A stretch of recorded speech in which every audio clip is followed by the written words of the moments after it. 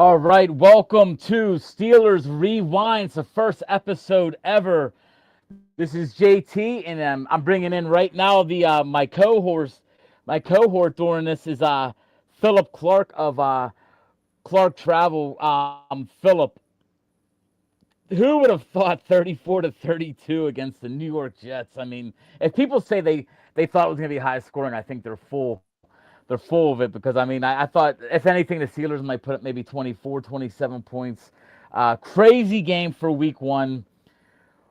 Are you I'm shaking my head still about that game. That's To be honest with unbelievable, you, man. John, I didn't expect the Jets to come out in all cylinders, and they did. Um, Everybody expected a blowout. I expected a blowout. I think I even sent you a text yesterday saying 31-13 Steelers. I was almost correct with the Steelers score, but not the Jets. Yeah, I think I meant as a total 60. I mean 66 points. I don't think anybody saw that coming.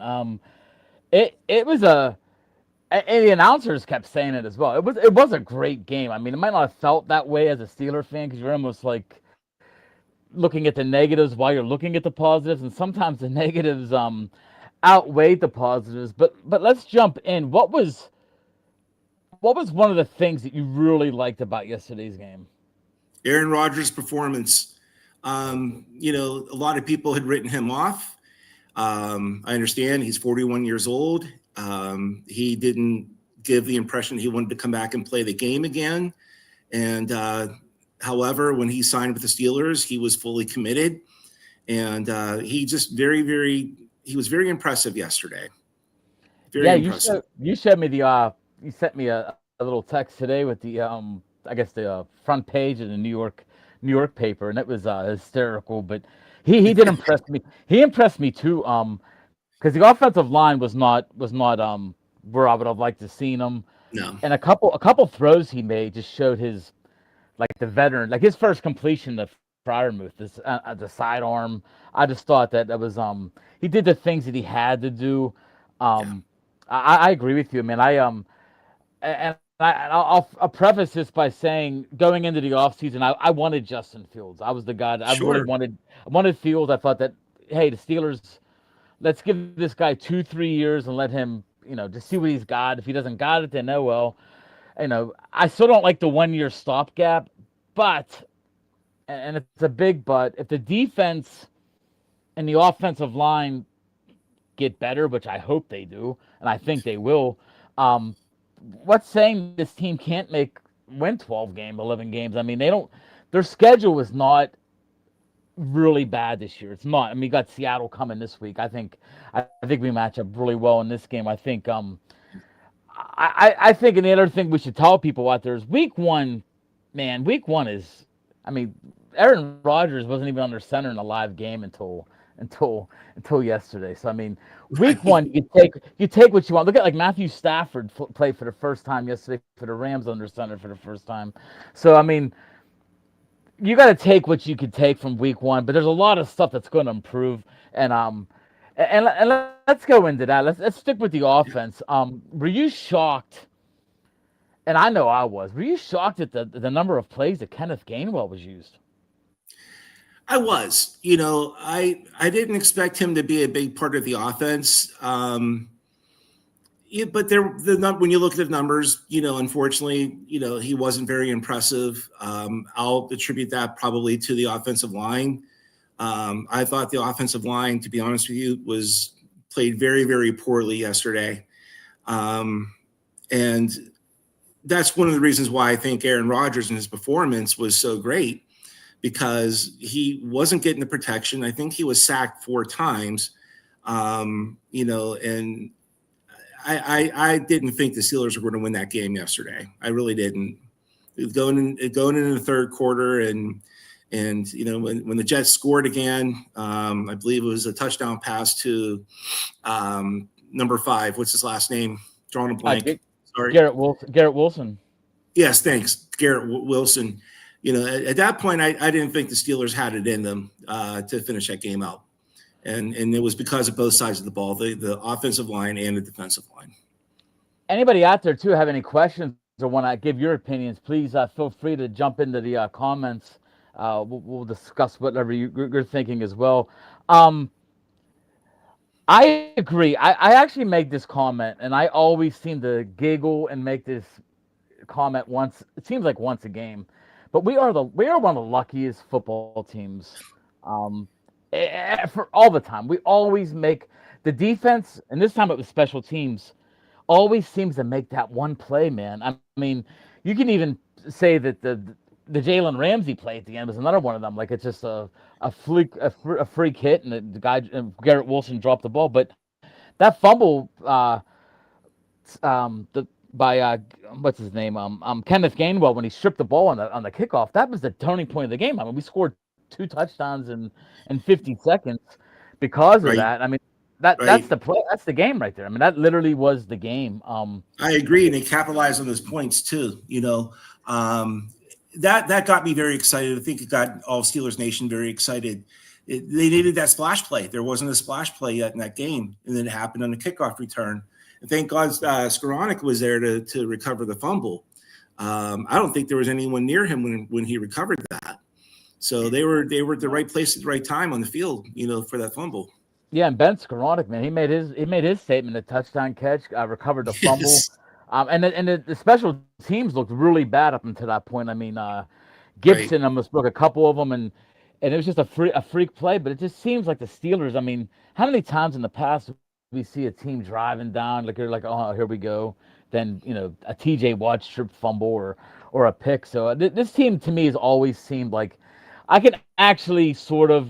I've been a Steeler fan 51 years, but I could sort of see why people would hate the Steelers, because there's games where there's so many games where we are beat. I mean, I had that feeling too. I didn't really have that 100% we were going to lose. I sort of had that in the back of my mind, like, all right, I was thinking, here comes a strip fumble, or but I give Justin Fields a lot of credit, man. There was a lot of times that he should have been sacked, and the kid keeps his head up, and I'll tell you what, I was very impressed with what he did, and with his arm strength.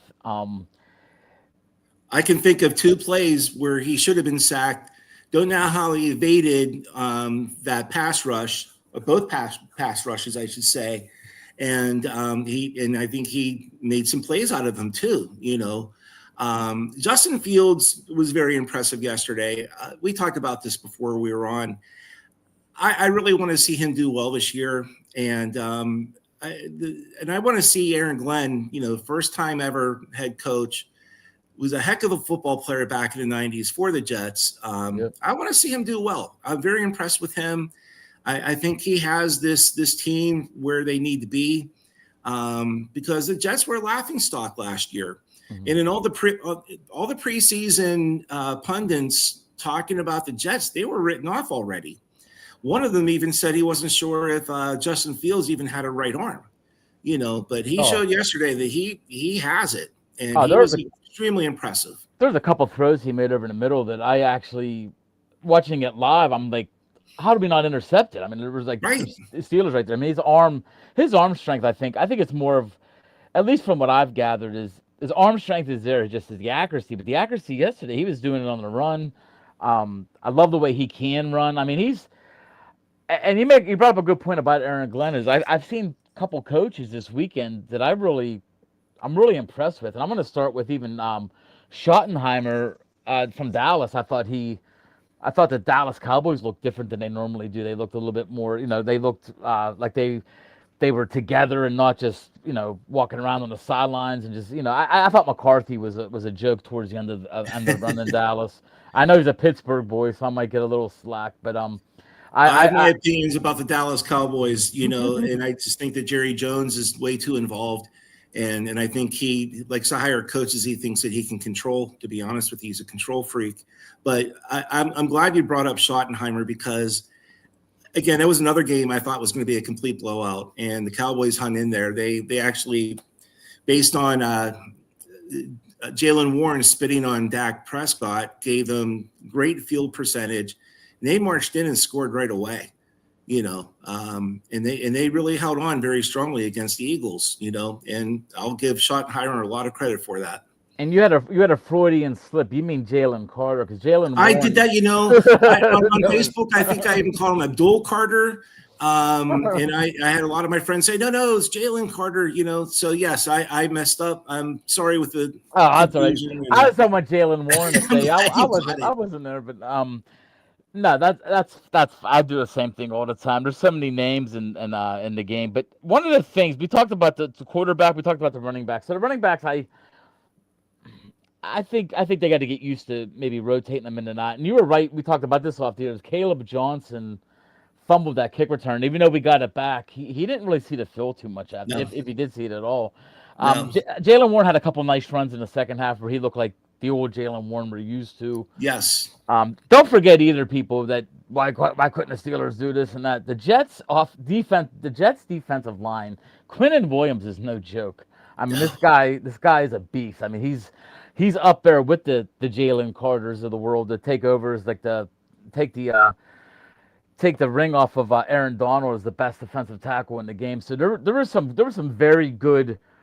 Jets have very good defense, and that's even in the secondary with Sauce Gardner. I mean, the Jets have a nice team. They're a good young team. So, and with the yeah, right coaching and I think they'll be fine. But to get off the Jets and go to the Steelers once more, the offensive line I was a little worried about going into this, and man, Will McDonald made us look bad. I mean, yeah. and they kept showing a couple different plays. Oh, spin move, but I mean, come on, guys. I think Will McDonald had a sack from almost every different spot on the team. I know he came up the middle to one time. I'm not blaming Zach Frazier because I think it was like an all-out blitz up the middle. But Aaron Rodgers didn't have a lot of time. There was the one play where he actually faked the handoff, turned around, and he already got hit. I mean, there was Right, nothing you could do on that. And then right. me and my buddy offline, my buddy's like, "Oh, the offensive line ain't doing that bad." I'm like, "Come on, man, that's." No, They were they he was didn't play getting well hit. at all. And we have to worry about the left tackle going back to his original position. He didn't do anything. I mean, he had whoever he was facing was rolling off him without any problem at all whatsoever. There's just got to be a lot of retooling this week. He's got to make sure that he's in proper position and that he has the right technique, to make sure that he's protecting Rodgers, and quite frankly, if they're going to be running, if they have Warren running left, he's got to clear that hole, that C gap, to give him the room that he's going to need. I didn't really notice too much with the rest of the line, although again, as a unit, they didn't play well, but everybody's going to be pointing at Broderick Jones. He's got to step it up.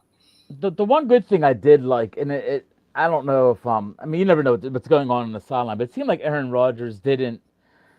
There was a couple of plays in a row, like I think it was like the one drive, it was like 2 or 3 plays in a row he was getting hit, but he didn't seem to like wig out on his offensive line, get all No, upset, get in their face or nothing. I'm hoping, and this is the one thing I was worried about with Aaron Rodgers. I'm hoping he keeps his even keel because the guy can throw a football. I don't care if he's 41 or 21. The yes, guy can yes, he throw can. a football, and he's very smart. I mean, you know you're going to get 20 to 25 touchdowns, and you're going to get maybe 8 to 12 interceptions. Like last year he was 22. He had 22 touchdowns or 25 touchdowns last year with the Jets. Yes, yes, he did. His numbers last year were really good. I mean, for a team that they didn't win, they won 5 games. So we like the quarterback play. The running back, we sort of have a question mark maybe. I thought Warren ended up with 11 for 37. Not a lot of carries. Close to 4 yards a carry, not quite. The one thing too, John, these guys, most of these guys didn't play in the preseason, okay? Yeah. And you can say the same about the rest of the teams in the NFL. So this was almost like a preseason game to a certain degree, but they're playing, the entire game. So my benchmark is the first 4 games in. Back, especially when it used to be a 16-game season, it broke them down in quarters and kind of like a fiscal year. But I would say certainly that these next 3 games will show us what the Pittsburgh Steelers are, who they are, and how far they can possibly go into the rest of the season. So there's going to be some agree. retooling this week. There's going to be practice. I'm sure is going to be very tough. They're watching a lot of film as they should be doing, and I think they're going to be better prepared next week against Seattle. I believe so too. Let's get into the last positions on the offense before we go to the defenses. The wide receivers made no sense to me. I mean, I thought we're all starting to see now, man. DK Metcalf is the guy you want for them quick screens, because man, that move he made down the sideline, that guy is a freak of nature with his He's height something else, and his speed and his body, and but the two receivers that did the most in preseason that everybody was high on was Roman Wilson and Scotty Miller. They did not play. They barely played. I mean, I think I saw for the first time, third quarter, I saw Roman Wilson break the huddle, and I was like, oh, there he is. I thought maybe maybe right. Don't get why Skoranek was thrown in there. Maybe just the way, maybe a hunch they had, or a trick play of some type, maybe, because you think about the Jets D, they see Skoranek out there. They don't have much film on him. They don't know what he's going to do. And I don't know that he was paid attention to, because he had a lot of room around him whenever he caught that pass, the touchdown pass, so it was a great play. It was well executed. He ran a great route. The timing was perfect with the throw. So I was happy that they put him out there for that. and Calvin Austin looked good. I mean, he looked good at the beginning of last year too. So I'm hoping with his speed, and then you got Metcalf. I mean, I'm hoping Roman. I'm a Michigan guy. I love Michigan. Roman Wilson is a guy that I loved him coming out of school. I'm hoping. And I heard about, saw him in preseason. I'm like, man, this guy could be a legit. That's your number. That could be your number 2 with Austin as your 3. Getting into the tight ends, I thought Freiermuth had his normal game, but I love the fact how they used Jonnu Smith. Jonnu Smith seems like a guy. There was a couple times where I thought Rodgers was going down, and Jonnu Smith was like a guy it's almost like another running back hanging around there, but a bigger guy that has good. He showed his hands off too, a couple nice catches like behind him and stuff. So I like the way they're doing that. You saw Washington on some blocking downs, which I saw Washington get beat. Saw him get beat as well a couple times on But like we said, it's week 1, people, so you don't want to fire the coach yet. You don't want to say, all right, we got to get rid of the running back. We got to do this. You got to give these guys time, because 1 week of football. Look at the Detroit Lions, man. I mean, if you're looking at 1 week and want to get rid of them, Dan Campbell to me is one of the best coaches in football, and I think they're a team that's going to take about 3 or 4 weeks before you see their real selves. But let's go to this spot now. I think it's safe to say, John. I'm sorry to jump in here.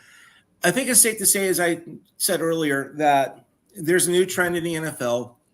You're getting number one, you have 3 preseason games. You're not putting your veterans out there. You're testing out your rookies and your free agent pickups and everything. And you're going to see in week 1 and even in week 2 that these teams have not gelled yet. They're not there yet. And I'm speaking on behalf of the entire NFL, with the exception of maybe the Ravens and the Bills, the way they played last night. That game was just nuts. One of the best games I've seen in a long time. But with everything said, I do believe that we need to look at these first 2 games, go into week 3 against the Patriots and see where they're at. And then they have to go to Dublin to play the Vikings, So it's almost like, and I'm probably very wrong when I say this, it's almost like the first 4 games of the season are your preseason, but not your preseason. You're showing what you have, all teams in the NFL, and then when you get into the 5th game for each team, that's where we're going to see how the NFL is going to pan out this year, how the standings are going to pan out, how these teams are going to perform. I hope I'm making sense when I say that. That makes sense. And the other thing you got to worry about, that's the first time Aaron Rodgers took hits since last year. How's his body going to bounce back? Is he going to? He didn't look that bad yesterday. Yeah. No, he didn't. But it's like one of them things though. Like these guys' bodies, like these starters, have not played. It's a whole different. No. Now you gotta. So you're right. Like your body ain't gonna even be in game shape till week 3 or 4. No, none of them. Hit and getting up. So I agree with you. I thought the only other team besides Baltimore and Buffalo that I watched that looked totally rocking and rolling was Green Bay, man. I mean, they Yeah, look good, and yeah. Jordan Love looked good. They showed me a lot against Detroit. I thought it was like gonna be a bunch of hype because of Micah Parsons kind of thing. They wouldn't be a letdown, but they didn't let down.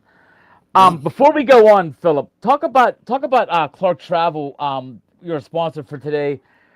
Talk to people what you can do. And you already mentioned the Dublin trip. I'm still booking trips for Dublin, believe it or not. Um, there's apparently still tickets to be had. I don't know the sites. I don't have, a place to direct anybody, but I'm working with this young couple right now. It looks like they're going to be able to score their tickets, and I'm getting them booked throughout the country because they're going to be touring. Atlanta and Dublin are going to be going down to Cork. They're going to be going to Killarney. They're going to be going to Galway and back to Dublin. And then after the game, they're going to be going north of Dublin up into County Meath. And they're going to be seeing a good part of the country. They'll be there for the game. We were talking about Minnesota being a good team earlier. They're playing right now tonight. That's going to be a heck of a game. And Croke Park, again, seats 82,500 people. Oh. So Dublin is going to be rocking and rolling that weekend, and there is still availability for hotels. Maybe not right in Dublin city center, but there are numerous other places to stay, and it's not that far from Dublin city center. So I recommend, if any of you are still thinking about, heading over to Dublin, give me a call. My Facebook account is Clark Travel, and all my contact information is right there. And of course, I can book you on anything else. Right now, all inclusives are looking really, really good as far as pricing is concerned going into December after Thanksgiving break, before Christmas. I know maybe not a lot of people travel, but if you're looking for a quick getaway, not too far into the Caribbean, there are some great prices. So anywhere you think you want to go, definitely get in touch with me. I will hook you up and send you wherever you want to go. Yeah, guys, do that. Get a hold of Philip. He's one of our great advertisers. And now Philip's jumping on. We're gonna do this week to week. The only time we won't be doing this on a Monday night, of course, is they play Monday night. We're not gonna do this during a Monday night game, but keep up with us. We're gonna talk about the team all year long. And real fast before we go on to the defense, down below is the YouTube, our YouTube at Sports Bible. It's www.youtube.com/@sportsbible24. Jump on there and subscribe. Once we get to the 500 people, we're giving away a Hines Ward autographed jersey from the Gotham Knights. That's where he played for the Gotham team, and it's from the Dark Knight movie, the Batman movie. So sign up, just subscribe. It's free. You got nothing to lose. You can win a jersey. So do that. And once again, if you get on sportsbible.com, you'll see we got clothing, we got hats, we got a little bit of everything. Sports Bible's doing a bunch of stuff right now. We got books coming out. We're doing a little bit of everything right now. So it's a good time to jump on board with Sports Bible right now. Can I say something about your website, John? John's an excellent writer, folks. He writes feature pieces. He covers games. John's writing, he's very insightful. He is at the newspaper tier of writing, without question. And I'm very proud of the work that John is doing. So I highly recommend that you go to sportsbible.com and read everything he's writing about. This gentleman right here knows what he's talking about. He's very, very good. I appreciate that, man. I do. You really are. It's a passion. It's not even. It's just something I need to do. It's like I can't come home and not do it. So can I also say with the advent of today's technology, maybe advent's not even the right word. How today's technology has evolved, we are all members of the media, and everybody has an opportunity to have a podcast. Everybody has an opportunity to write about sports, or to write about travel, or to write about anything else that is passionate to them, as you said, the word passion. So, and if you have the skill set, definitely do it. And John, you're doing a great job of it. Thanks, man.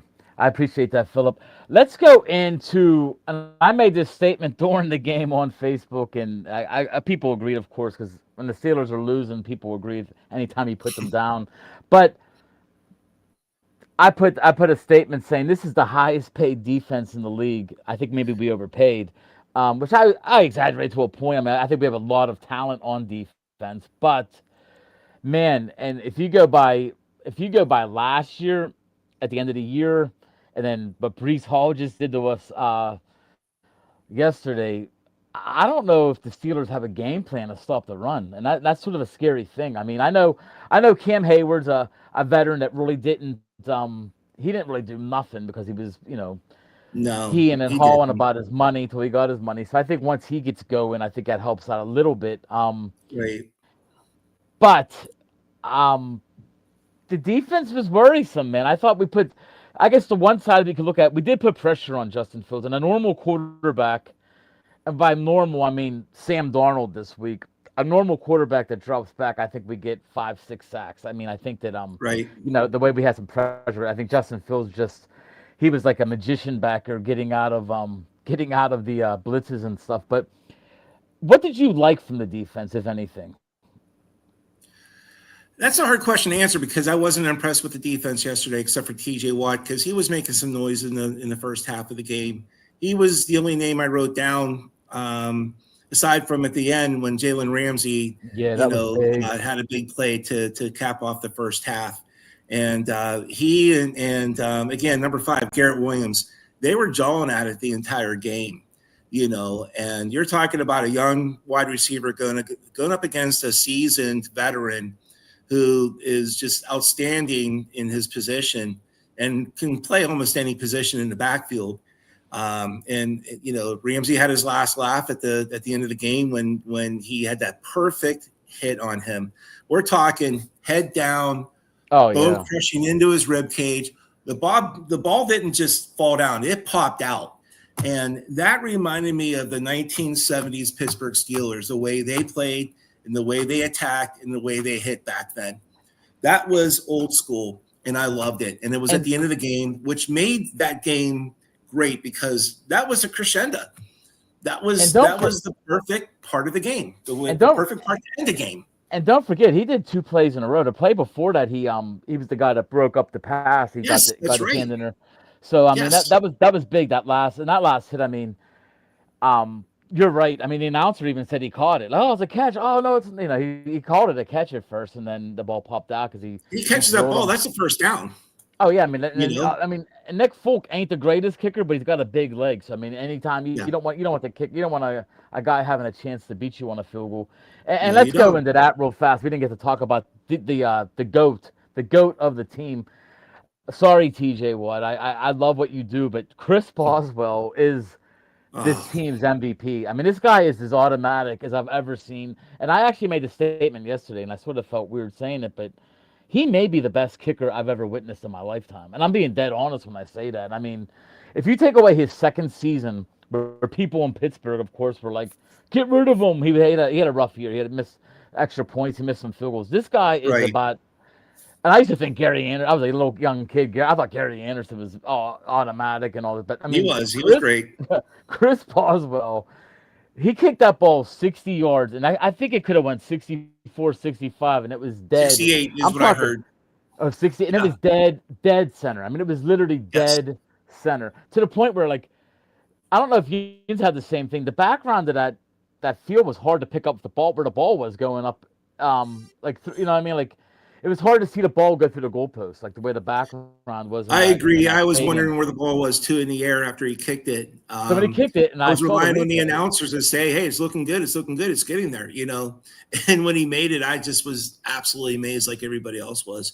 I think Phenomenal. the guy is honestly. I mean, I thought Justin Tucker there for a couple years. Of course, Tucker ain't in the league anymore. No. Um, but last year Tucker was in the league and missed a bunch of field goals. And I mean, Boswell last year was. I mean, he's literally. I've never seen a kicker, and he kicks outside. He's not a guy like. He's not like how Mason, not Mason Crosby, but a guy that was kicking in domes his whole career, like a Morton Anderson for Right. New Orleans, that had never had to worry about wind or nothing except on the road. Right. This guy is kicking in Acrisure Field, which I'm gonna also make the statement that Chris Boswell and Ben Sauls last year, because I got to go to all the Pitt games, Pitt football. He kicked for Pitt while Boswell was kicking for the Steelers. It was the most amazing kicking show I've ever seen in my life because Boswell was hitting 55 yarders at Acrisure, and Ben Sauls was kicking 55-yarders at Pitt, and of course Ben Sauls played exhibition for the Steelers and looked really good as well. So I don't know if anyone's picked him up yet. no, I I have a find that feeling hard to Atlanta believe. might be what's that? I find that hard to believe that he hasn't. Well, I think Atlanta might be picking him up because their kicker missed a couple yesterday. They could have won the game. He didn't perform at all indoors. Mercedes-Benz Dome. He might be on his way out, and Ben Sauls very well could be playing for the Falcons. Buffalo won their game with Matt Prater, who just got basically signed late in the day. I mean, that was weird. They didn't. So. Before we go, we're at the 31-minute mark. We're going to get going here real quick. Seattle next week. You got Sam Darnold, you got Jackson Njigba.